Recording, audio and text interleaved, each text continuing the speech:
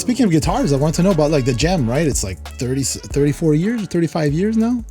Yeah, it's going to be 35 years. Yeah, so it's like I know like Guitar World ranked it as like the top 10 most electric guitars in 10th chronologically, you know, like starting with Les Pauls and all that stuff coming to yours. And I found also Watch Mojo ranked the JEM number 9 back in 2015 in terms of guitars, you know, and hey, that's a good company because you have to go up against the Les Pauls and the Strats and all that stuff.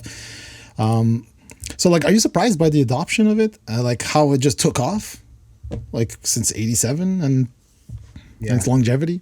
Yeah, it's a stunner. It's a total. I when I designed the JEM, it was really very innocently. You know, it was like, what would I like? And that was something I picked up from Frank. You know, when you want to do something, just do it.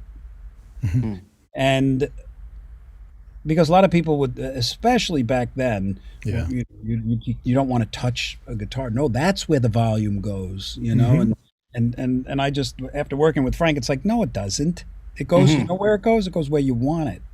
You take it apart like a car kind of thing and put it back together. Yeah. And so I just started thinking, what do I want? What you know, so at the time, all the things I wanted, they just didn't exist in a guitar. Like 24 frets with the pickup configuration I have, with a floating trem that didn't even exist. Nobody had it. Man. Some simple little things. So I just went to this little guitar shop in Hollywood and I said, do this, you know, and they did it. And also a lot of help from some of the techs I had at the time. Elwood Francis Patrick was a big help, and some of the other guys. But I got this guitar that was perfectly suited to me. It had everything that I loved. And then when I joined Dave Roth's band, more of the big companies were interested in having me endorse them. And it always felt weird for me to do endorsements, you know. Why is that? Because it wasn't yours. Because it's like, hey, I'm me, and I use this, so you should use this. Right. You know?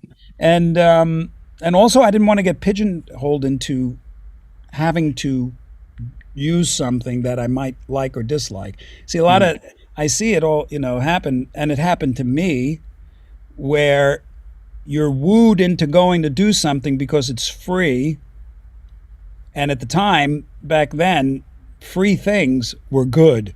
Yeah. Right. You know, and but it's not free if you don't like it.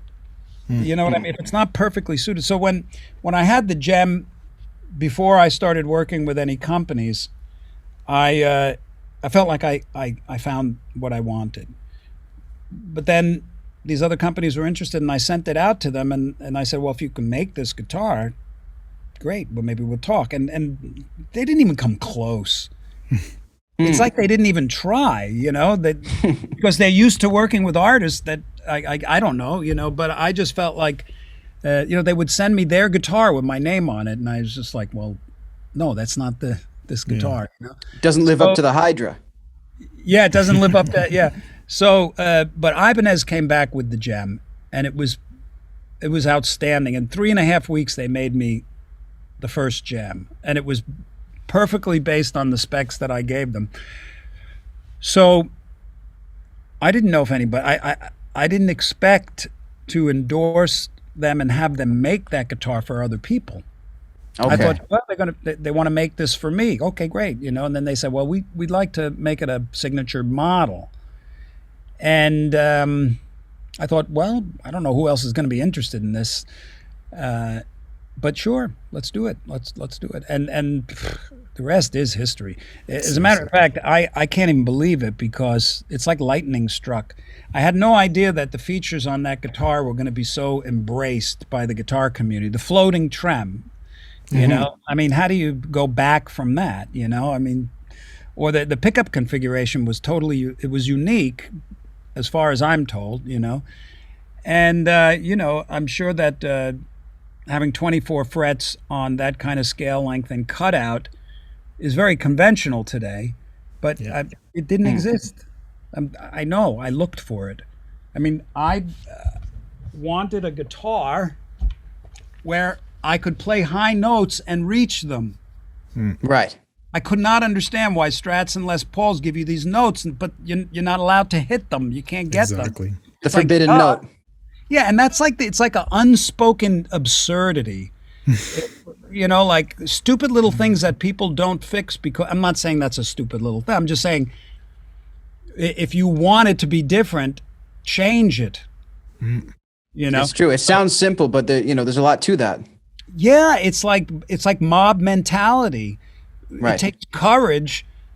Like if somebody says, I think I'd like 24 frets, and I think I'd like to be able to reach them. And as a matter of fact, it would sure be great to be able to design a guitar that perfectly fits my hand, And then somebody, a whole group, an underground, community of people that say, you can't do that. You can't, that's sacrilegious. What are you gonna do with 24 frets? There's something wrong with you, and get vaccinated. Yeah. And then it continues from there, right? Yeah. Man, that makes me think that it seems like one of the common themes on this new project is really you experimenting with things that sort of territory you've never really been in. And so it sort of ties into this question, like, do you feel like you can achieve that Vai sound at this point on any guitar in any circumstance? And was part of this exercise sort of almost to demonstrate that to yourself or see if that was possible? Because I mean, the clean tones, no whammy bar. I mean, each song has so many different aspects to it. Mm-hmm. Well, Cassius, you want to do things that are fun and entertaining to you, and that you feel like when you're doing them, you're pushing your own boundaries, so to speak. So that's what I like to do. So whatever, everything is fair game. And I'll tell you this now because you're a young man, and it took me to be 60 years to discover it. You're allowed to. You're allowed to do whatever you want and not have to worry about what anybody thinks about it. Now, I know that sounds cliche. But it's the secret to your happiness. Happiness, totally. I'm learning that as I go through it too, and I'm in my 40s. So yeah, totally. Yeah.